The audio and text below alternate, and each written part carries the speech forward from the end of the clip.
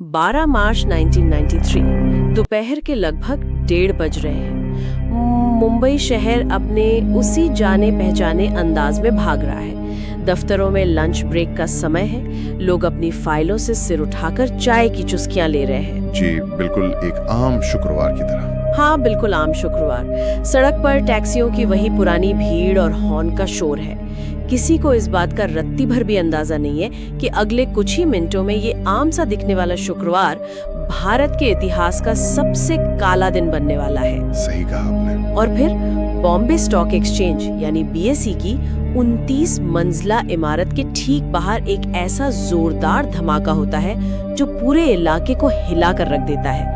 हवा में उड़ते कांच के टुकड़े, गाड़ियों के परखच्चे और एक ऐसी चीख पुकार जो मुंबई ने पहले कभी नहीं सुनी थी। बिल्कुल। तो चलिए इसे थोड़ा विस्तार से समझते हैं। बिल्कुल। आज की इस गहन चर्चा का उद्देश्य the dark shadow of 1993 Mumbai under seize के पन्नों को पलटना है। हमारा मिशन सिर्फ ये जानना नहीं है कि उस दिन क्या हुआ, बल्कि ये समझना है कि कैसे एक सामान्य सा दिन इतनी बड़ी साजिश में बदल गया, जिसने शहर को हमेशा के लिए बदल कर रख दिया। एग्जैक्टली, जिसने मुंबई को हमेशा के लिए एक गहरा घाव दे दिया।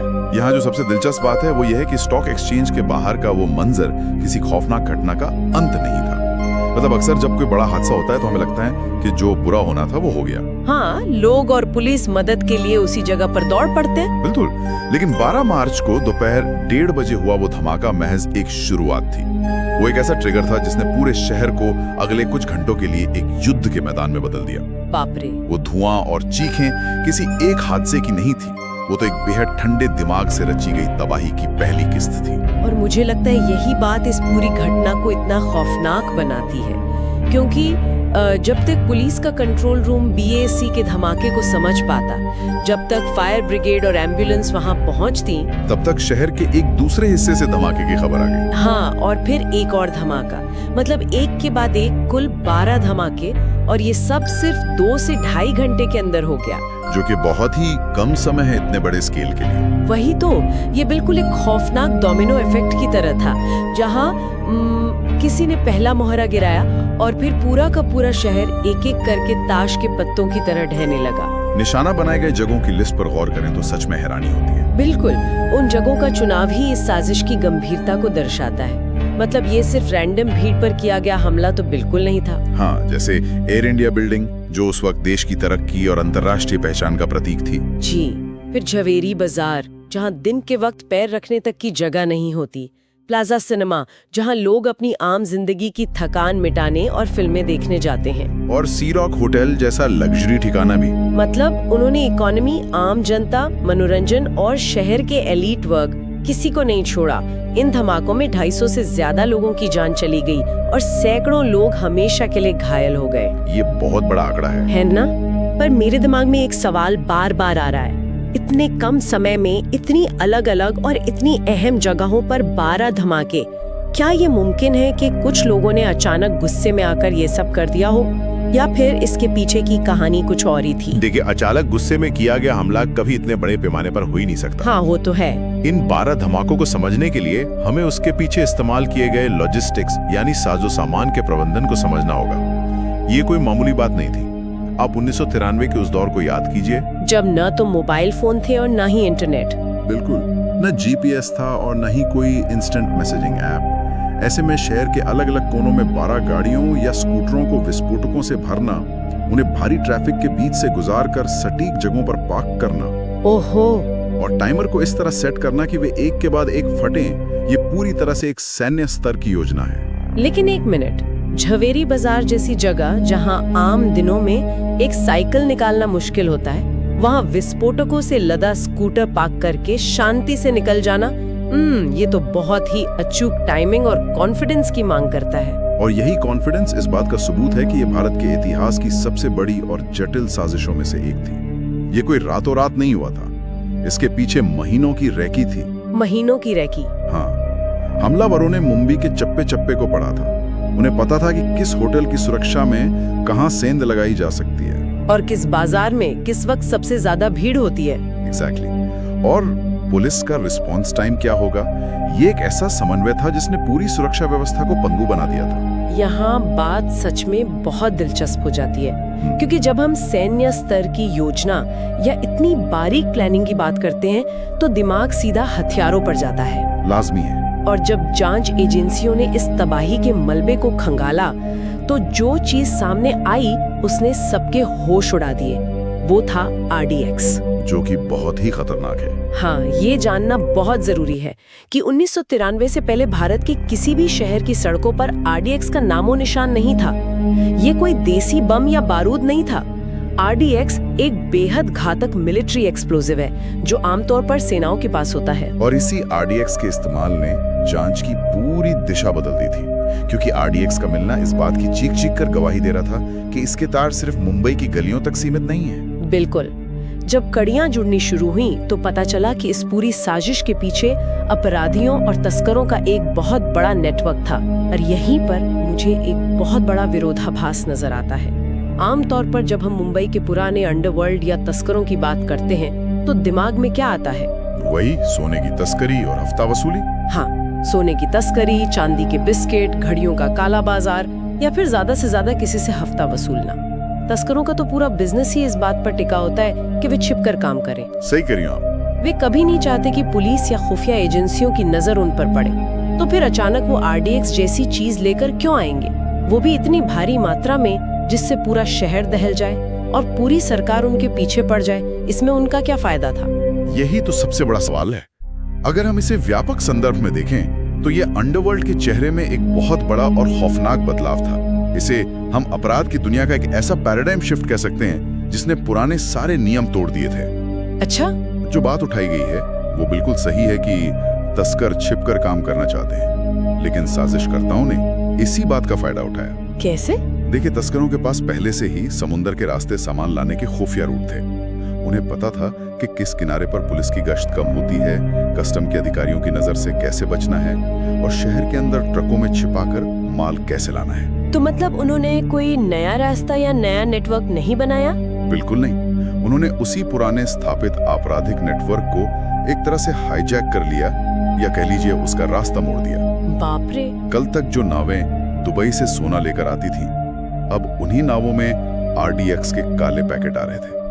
तस्करों को शायद शुरुआत में पूरी तरह अंदाजा भी ना हो कि वे कितनी बड़ी तबाही का सामान ला रहे हैं, या शायद उन्हें इस काम के लिए तैयार किया गया हो। हाँ, ये भी हो सकता है। लेकिन RDX का आना ये साबित कर चुका था कि अब अंडरवर्ल्ड सिर्फ पैसे कमाने वाला गिरोह नहीं रहा है। वो एक ऐसा मोहरा बन गया था जिसका इस्तेमाल राष्ट्रीय सुरक्षा को चुनौती देने और बड़े पैमाने पर आतंकवाद फैलाने के लिए किया जा रहा था। बिल्कुल। अपराध और आतंकवाद के बीच की जो एक पतली लकीर थी वो 12 मार्च को हमेशा के लिए मिट गई। ये बहुत ही डरावना पहलू है कि कैसे एक शहर का अपना ही क्रिमिनल नेटवर्क उसी शहर को तबाह करने का टूल बन गया। तो इस सब का क्या मतलब है? मतलब बहुत साफ है। अगर हम इस पूरी प्रक्रिया को देखें तो ये मुझे ग्लोबल कॉर्पोरेट सप्लाई चेन की तरह लग रहा है। एक ऐसी सप्लाई चेन जिसका काम कोई सामान बेचना नहीं बल्कि खौफ बांटना था। ये तुलना बहुत सटीक है। इसे एक कॉर्पोरेट स्ट्रक्चर की तरह ही समझा जा सकता है। देखे ना, जैसे किसी बड़ी कंपनी में होता है, कच्चा माल यानी RDX और हथियार देश के बाहर से आ रहे हैं। हाँ। फिर लॉजिस्टिक्स टीम यानी समंदर के तस्कर उसे तटों पर उतार रहे हैं। उसके बाद लोकल डिस्ट्रीब्यूटर्स और गुंडे उस माल को शहर के सुरक्षित ठिकानों पर पहुंचा रहे हैं। और वहाँ कुछ लोग जिन्हें शायद खास ट्रेनिंग दी गई हो, उन विस्फोटकों को गाड़ियों और स्कूटरों में असेंबल कर रहे हैं। एग्जैक्टली। और आखिर में वो लोग जो उन गाड़ियों को तय जगहों पर पार्क करके आ रहे हैं। इस पूरी चेन में हर किसी का काम बटा हुआ था। कोई एक आदमी ऐसा नहीं कर सकता था। बिल्कुल नहीं। और जाहिर है इस पूरी मौत की सप्लाई चेन को चलाने वाला दिमाग भी कोई मामूली सड़क छाप गुंडा नहीं हो सकता था। ये एक बहुत ही महत्वपूर्ण सवाल खड़ा करता है, क्योंकि जब जांच एजेंसियां इस सप्लाई चेन के अंतिम सिरे से वापस पीछे की तरफ जाने लगी, तो जो नाम इस पूरे पिरामिड के सबसे ऊपर बैठा मिला, उसने पूरे देश की राजनीति और सुरक्षा तंत्र में भूचाल ला दिया।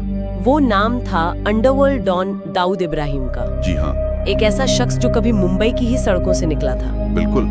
और दाऊद इब्राहिम का नाम सामने आना ये दिखा रहा था कि कैसे एक स्थानीय अपराधी रातों रात एक अंतर्राष्ट्रीय आतंकी साजिश का मास्टरमाइंड बन सकता है। ये तो है। जांच एजेंसियों ने धमाकों के बाद बहुत तेजी से काम किया। पुलिस ने बेहतरीन नेटवर्क का इस्तेमाल करके कई गिरफ्तारियां की। हथियार लाने वाले तस्कर पकड़े गए, वो लोग पकड़े गए जिन्होंने बम बनाए थे। वो भी पकड़े गए जिन्होंने गाड़ियां पार्क की थी। हाँ, लेकिन इस पूरी कॉर्पोरेट सप्लाई चेन का जो असली सीईओ था वो कभी हाथ नहीं आया। और मुझे लगता है यही बात इस पूरी कहानी का सबसे दर्दनाक हिस्सा है। इतने बड़े पैमाने पे जांच हुई, हजारों पन्नों की चार्जशीट दायर हुई, सालों तक अदालत में केस चले। बिल्कुल। लेकिन मुख्य आरोपी जिन्होंने इस पूरी तबाही की पटकथा लिखी थी, वे आज दशकों बाद भी भारत की पकड़ से बाहर बताए जाते हैं। और यहीं पर न्याय की अवधारणा एक बहुत ही मुश्किल मोड़ पर आ खड़ी होती है। जब किसी घटना का पैमाना इतना बड़ा हो, जिसने एक पूरे शहर की आत्मा को इतनी गहरी चोट पहुंचाई हो, तो सिर्फ मोहरों को पकड़ लेना काफी नहीं होता। सही बात है। जांच एजेंसियों के लिए ये एक बहुत बड़ी और लगातार बनी रहने वाली चुनौती है। ये अंतर्राष्ट्रीय कूटनीति की जटिलताओं और देशों के बीच प्रत्यर्पण की सीमाओं को भी उजागर करता है। हाँ। जब तक किंगपिन या मुख्य साजिशकर्ता को सजा नहीं मिलती, तब तक उस शहर और उस समाज के अंदर एक अधूरेपन की भावना बनी रहती है। ये अधूरापन एक ऐसी टीस है जो आज भी महसूस होती है, क्योंकि अगर एक पिरामिड के निचले हिस्से को तोड़ भी दिया जाए, लेकिन उसका शीर्ष अभी भी सुरक्षित है, तो वो पिरामिड कभी भी दोबारा खड़ा हो सकता है। बिल्कुल सही कहा आपने। इसीलिए जब हम इन सारे तथ्यों, इस पूरे RDX के नेटवर्क और उन 12 धमाकों का विश्लेषण करते हैं, तो एक बात बिल्कुल शीशे की तरह साफ हो जाती है। 1993 के वे धमाके केवल ईंट, पत्थर, कांच या कंक्रीट की इमारतों पर हुए हमले नहीं थे। बिल्कुल नहीं, इमारतें तो आपस बन जाती हैं। वही तो, एयर इंडिया बिल्डिंग आज भी शान से खड़ी है। बॉम्बे स्टॉक एक्सचेंज में आज भी उसी तेज रफ्तार से करोड़ों का व्यापार होता है। सी रॉक होटल की जगह कुछ और बन गया। इन भौतिक चीजों की मरम्मत तो कर ली गई, लेकिन उस एक दोपहर ने मुंबई की आत्मा में जो दरार डाली, लोगों के बीच जो अविश्वास पैदा किया, उसकी मरम्मत आज तक कोई नहीं कर पाया है। सही कह रही है। ये एक ऐसा गहरा जख्म है जो बाहर से शायद भर गया हो, लेकिन अंदर ही अंदर आज भी रिश्ता है। किसी के लिए भी ये समझना बहुत जरूरी है कि कैसे सिर्फ कुछ सूचनाओं, खतरनाक हथियारों और एक भ्रष्ट आपराधिक नेटवर्क के तालमेल से किसी भी शहर की सुरक्षा की भावना को हमेशा के लिए तोड़ा जा सकता है। इस विस्तृत विश्लेषण का सबसे बड़ा सबक यही है कि 12 मार्च 1993 ने इस शहर के सोचने के तरीके को हमेशा के लिए बदल दिया। उस दिन के बाद से मुंबई का हर नागरिक एक अनजाने डर के साथ जीने लगा। लोकल ट्रेन में सीट के नीचे रखा कोई लावारिस टिफिन बॉक्स, किसी व्यस्त बाजार में काफी देर से खड़ी कोई अनजान कार, या बस स्टॉप कर छूटा हुआ कोई सूटकेस, ये सब अचानक से सिर्फ भूली हुई चीजें नहीं रहीं। बिल्कुल, ये शक और खौफ के प्रतीक बन गए। मुंबई को उसकी कभी हार न मानने वाली भावना के लिए जाना जाता है। शहर ने अगले ही दिन अपनी रफ्तार वापस पकड़ ली थी। हाँ।